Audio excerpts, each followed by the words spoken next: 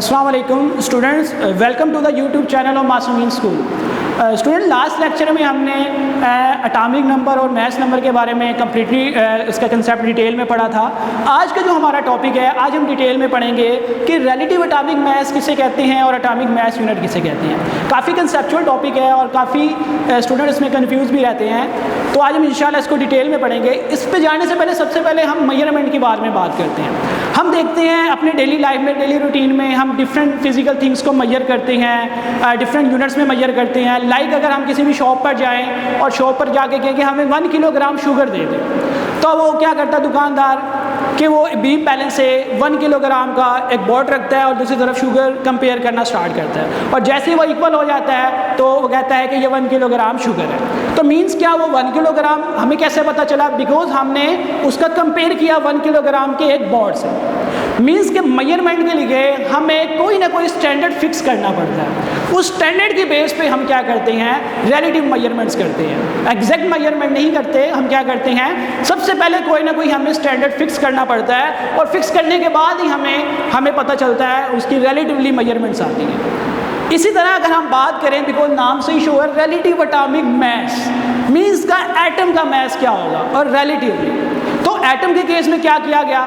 सबसे पहले जो एक स्टैंडर्ड फिक्स किया गया, क्योंकि मैंने बताया है कि स्टैंडर्ड की बेस पे हमारे मेजरमेंट होती हैं। अगर आप स्टैंडर्ड चेंज कर देंगे तो मेजरमेंट भी चेंज हो जाएगी, ठीक है। मतलब रेफरेंस के पॉइंट ऑफ व्यू से हम क्या करते हैं? डिफरेंट चीज़ों को मेजर करते हैं। अब एटम के केस में अगर हम बात करें तो अर्ली एजेस में कोई इस तरह के इंस्ट्रूमेंट तो थे ही नहीं, वो सोफिस्टिकेटेड इंस्ट्रूमेंट कि हम एटम का एग्जैक्ट मास मेजर कर सके, क्योंकि एटम तो स्मॉलेस्ट पार्टिकल है। तो फिर क्या किया गया? एटम के मास को साइंटिस्ट ने कहा कि किसी न किसी से कंपेयर करके हम इसका क्या निकाले? मास, मीन के रिलेटिव एटॉमिक मास निकाला जाए। तो सबसे पहले जो एलिमेंट सेलेक्ट किया गया वो था हमारे पास हाइड्रोजन। हाइड्रोजन को सबसे पहले सिलेक्ट किया गया, हाइड्रोजन 1 को, ठीक है। तो क्या करते थे? डिफरेंट एलिमेंट्स के मैसेज को हाइड्रोजन 1 से कंपेयर करके हम रिलेटिव एटॉमिक मास निकालते थे। लेकिन ये ज़्यादा सूटेबल नहीं रहा। क्यों नहीं ज़्यादा सूटेबल रहा? बिकॉज एक तो ये था गैस, सेकेंड फैक्टर ये फ्लेमेबल है, third factor does not form stable compounds.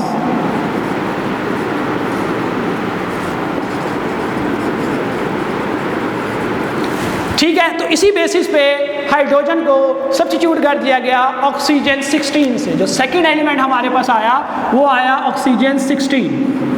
हम क्या करते थे? साइंटिस्ट क्या करते थे? ऑक्सीजन 16 का 16 पार्ट निकालते, जो कि क्या बनता है? 1 बनता है। उसके साथ डिफरेंट एलिमेंट के मैसेज को कंपेयर किया जाता था। मीन्स कि एक तरफ ऑक्सीजन 16 का 16 पार्ट और दूसरी तरफ जिस एलिमेंट के मैस को मेजर करना होता था उसको रख के कंपेयर करते थे। लेकिन ऑक्सीजन भी सूटेबल नहीं रहा, बिकॉज जब ऑक्सीजन को सिलेक्ट किया गया उस टाइम इसके आइसोटोप्स डिस्कवर नहीं हुए थे। लेकिन बाद में हमें पता चला कि ऑक्सीजन 16 जो प्योर ऑक्सीजन है वो ऑक्सीजन 16 के साथ ऑक्सीजन 17 और ऑक्सीजन 18 भी मौजूद होते हैं। ये आइसोटोप्स इसमें मौजूद होते हैं, जिसके बाद जो मेजरमेंट के लिए ये स्केल सूटेबल नहीं रहा, ठीक है। यहाँ पे कन्फ्लिक्ट आ गई, एरर्स आ गए, और साइंटिस्ट में भी कन्फ्लिक्ट हुई, इस पर एग्री नहीं हुए।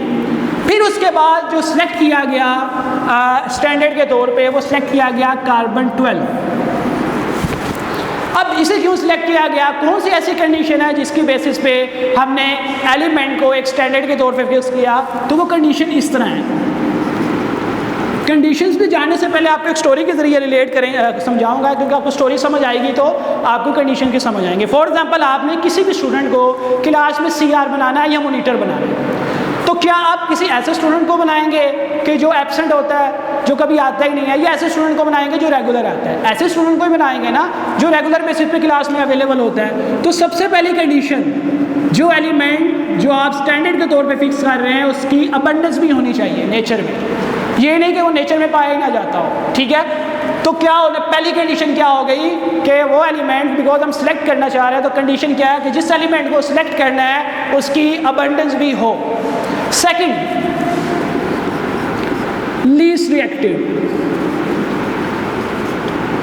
क्या आप ऐसे स्टूडेंट को क्लास में CR बनाएंगे जो बिल्कुल सुस्त है, खामोश बैठा रहता है, कुछ भी नहीं करता? ऐसे तो नहीं बनाएंगे ना, क्योंकि इस तरह तो वो मॉनिटरिंग नहीं कर पाएगा।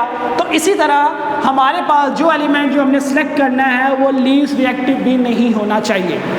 मीन्स कि उसकी रिएक्टिविटी बिल्कुल भी नहीं कम, जिस तरह लाइक नोबल गैसेज, हम नोबल गैसेस के बारे में पढ़ते हैं, वो रिएक्टिव ही करते। तो जो एलिमेंट आपने सेलेक्ट करना है, सेकंड पॉइंट क्या है कि वो लीस्ट रिएक्टिव भी नहीं होना चाहिए। थर्ड पॉइंट, उस एलिमेंट की रिएक्टिविटी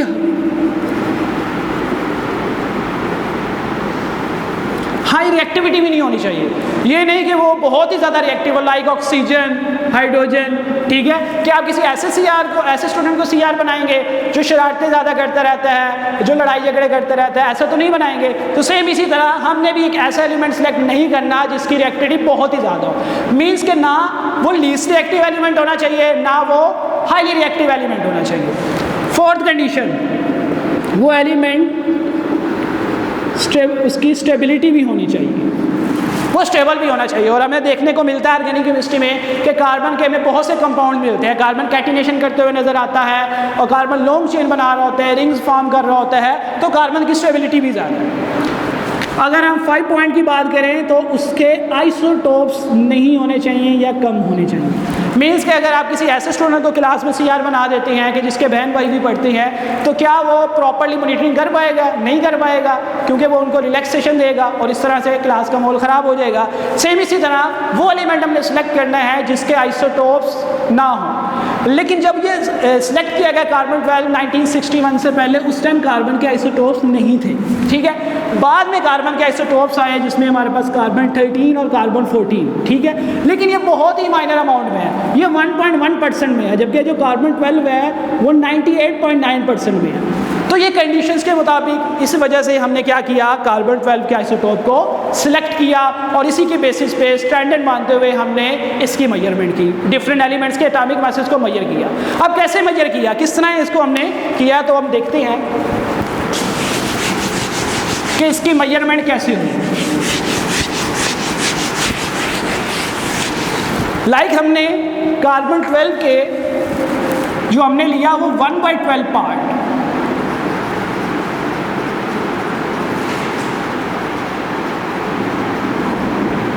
हमने कार्बन 12 का 12 पार्ट लिया जो कि 1 के बराबर होता है, उसको एक तरफ रखा। मीन्स कि अगर हमारे पास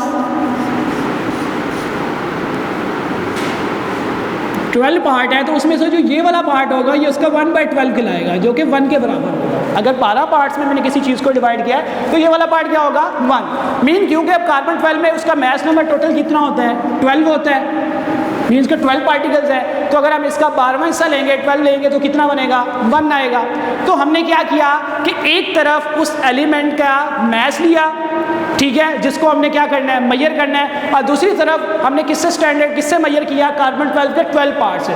और उसके बाद जो हमारे पास मेजरमेंट है उस मास को हम क्या कहते हैं, रिलेटिव एटॉमिक मास। तो क्या डेफिनेशन बनेगी रिलेटिव एटॉमिक मास की, ये क्या कहलाएगा, the average mass of an atom of an element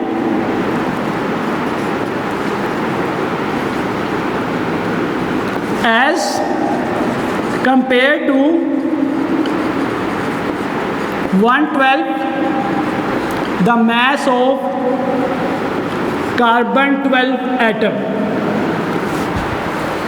means के हमने जिस एलिमेंट के एटम का हमने मास मेजर करना है उस एटम को किससे मेजर करेंगे, कार्बन 12 के 12 पार्ट से। तो इससे कंपेयर करने के बाद जो हमारा मास आएगा वो एटॉमिक मास नहीं होगा, बल्कि वो क्या कहलाएगा, रिलेटिव एटॉमिक मास कहलाएगा। क्योंकि हम जो यहाँ पे मेजर कर रहे हैं वो कार्बन 12 के हवाले से उसको स्टैंडर्ड मान के हम किसी दूसरे एलिमेंट्स के मास को क्या कर रहे हैं, मेजरमेंट कर रहे हैं। मीन्स कि हमारे पास ये जो आया, हमने जो फिक्स किया वो क्या था, 1/12 the mass of carbon 12 atom. ये हमने एक चीज़ फिक्स, एक स्टैंडर्ड फिक्स कर दिया। अब यही वैल्यू हमें बताती है कि किसी भी एलिमेंट का मास है वो इस वैल्यू से कितने टाइम हैवियर है। लाइक अगर मैं नाइट्रोजन की एग्जांपल लूँ तो नाइट्रोजन का एटॉमिक नंबर होता है 4, मास नंबर 4 होता है, बिकॉज इसमें 7 प्रोटॉन्स हैं और 7 ही न्यूट्रॉन्स हैं। तो उसके मास नंबर को किससे कंपेयर करेंगे? कार्बन के 12 पार्ट से।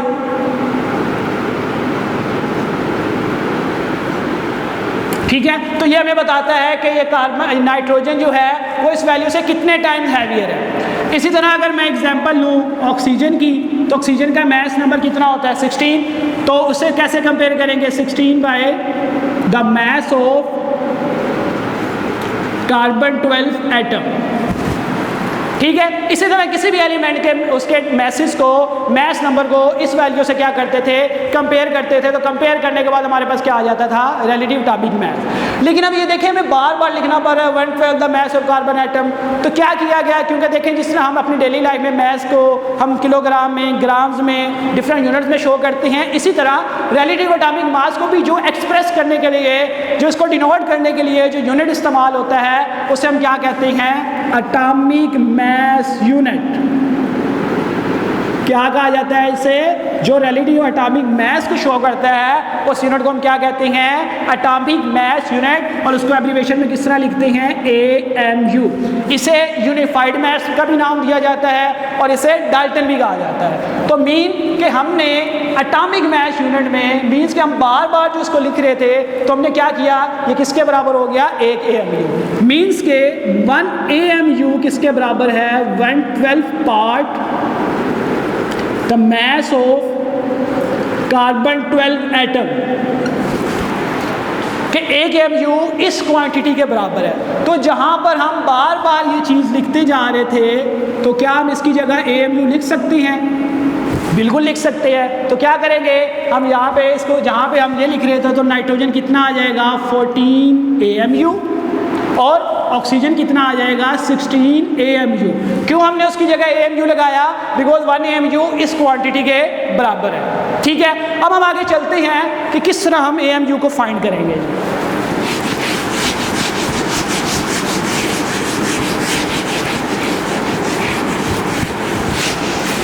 अगर हम देखें, जिस तरह हमें पता है कि 1 किलोग्राम में 1000 ग्राम्स होते हैं, ऐसे ही है। अब 1 AMU में कितने ग्राम्स होते हैं? अगर हमने ये फाइंड करना है, बिकॉज AMU स्मॉलेस्ट यूनिट है, ग्राम बड़ा यूनिट है। हम मोस्टली केमिस्ट्री में क्वांटिटीज को ग्राम्स में भी शो करते हैं। तो AMU में तो ये चीज़ है। तो अगर हमें ग्राम्स में करना हो तो किस तरह ग्राम्स में आएगा? तो जिस तरह अभी हमने पीछे बढ़ा है कि मास ऑफ कार्बन 12 एटम, इस स्केल पे जो कार्बन 12 एटम का मास आता है वो 12 AMU आता है। ठीक हो गया। और अगर हमने यहाँ से 1 AMU निकालना हो तो ये 12 इधर आके क्या हो जाएगा? डिवाइड हो जाएगा। Mass of carbon 12 atom. अब हमें इसकी वेट का पता चलेगा तो हम AMU निकाल सकते हैं कि AMU की वैल्यू कितनी है। तो उस टाइम तो कोई ऐसा इंस्ट्रूमेंट नहीं होता था, लेकिन नाउ मास स्पेक्ट्रोमीटर हमारे पास मौजूद है। सोफिस्टिकेटेड इंस्ट्रूमेंट है जो छोटे छोटे पार्टिकल्स का मास भी हमें एक्यूरेटली बता देता है। तो इसके मुताबिक जो मास ऑफ कार्बन 12 एटम का जो आया वो 1.99 रेज़ 10⁻⁻23 ग्राम। ये हमें किसने बताया? मास स्पेक्ट्रोमीटर के ज़रिए जो इस कार्बन 12 एटम का जो मास आया वो इतना आया। अब हम इसकी वैल्यूज़ पुट करते हैं तो कितना आएगा? 1/12 मल्टीप्लाई बाई 1.99 रेज़ 10⁻⁻23 ग्राम। तो यहाँ से हमारे पास जो 1 AMU की वैल्यू आ गई वो 1.66 रेज़ 10⁻24 ग्राम्स। मीन्स कि अगर 1 किलोग्राम में 1000 ग्राम होता है तो 1 AMU में कितने ग्राम्स होंगे? 1.66 रेज़ 10⁻⁻24 ग्राम। तो अब हम क्या करेंगे? अब आप इस चीज़ को लाइक जिस तरह मैंने लिखा हुआ था 14 AMU, बिकॉज अब हमारे पास AMU की वैल्यू आ गई है, तो आप अब आसानी से इसमें इसकी वैल्यूज़ पुट कर सकते हैं और आपके पास आंसर ग्राम में आ जाएगा। यहाँ तक आगे समझ? तो यहाँ से हमने क्या निकाली? AMU की वैल्यू इजीली। और अगर आप यहाँ से 1 ग्राम निकालना चाहें तो 1 ग्राम कितना होगा? 6.02 रेज़ 10⁻23 AMU। और इसी स्केल पे कार्बन 12 AMU में ही जब हमने फाइंड किया तो जो प्रोटॉन्स का मास आया वो हमारे पास आया 1.0073 AMU। इसी स्केल पे हमारे पास जो न्यूट्रॉन का मास आया वो 1.0087 AMU। ठीक है। और इसी तरह हमारे पास जो इलेक्ट्रॉन्स का मास आया वो 5.486 रेज़ 10 टू पावर -4 AMU। तो ये हमारे पास कंसेप्ट था रिलेटिव एटॉमिक मास और atomic mass unit. Simply concept है कि जिस भी एलिमेंट के आपने एटम का मास कैलकुलेट करना है उसको आपने एक तरफ रखना है और दूसरी तरफ हमने कार्बन 12 का 12 पार्ट लेना है जो कि 1 MU के बराबर है, उससे रिलेट करना है, उससे कंपेयर करना है। तो कंपेयर करने के बाद जो हमारे पास वैल्यू आएगी वो हमारे पास रिलेटिव एटॉमिक मास आएगा। एटॉमिक मास नहीं, रिलेटिव एटॉमिक मास, क्योंकि हम इसको एक रेफरेंस कार्बन 12 से क्या कर रहे हैं, कंपेयर करके निकाल रहे हैं। तो आई होप आपको समझ आ गई होगी। अस्सलाम वालेकुम।